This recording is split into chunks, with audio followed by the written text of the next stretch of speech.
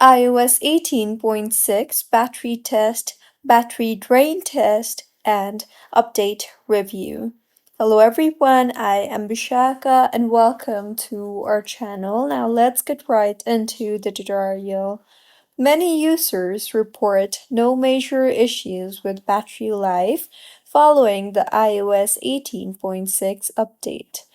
The performance generally feels smooth and same as before. However, a few users noticed slightly faster initial battery drain, but they suspect it's a part of standard update process. And if you want to optimize your ongoing battery, then go ahead and launch the settings application and then tap on battery to pinpoint which apps consume power significantly, and then go ahead and close or adjust them as needed. Also, set apps to while using in location services. So tap on privacy and security and then on location services and then set apps to while using and disable precise location when unnecessary. You can also try to enable dark mode. So in settings again, tap on accessibility and then on motion and then on reduce motion to lower display and animation power usage.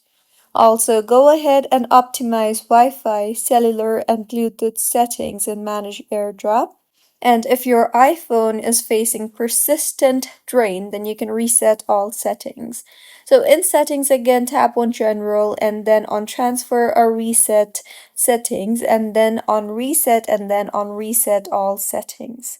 And if issues persist, back up and restore the device as new and then reintroduce data gradually to identify potential problems. You can also check your battery health. So in settings again, tap on battery and then on battery health and charging. If it's below 80% or overheating continues, you can try to consult Apple support.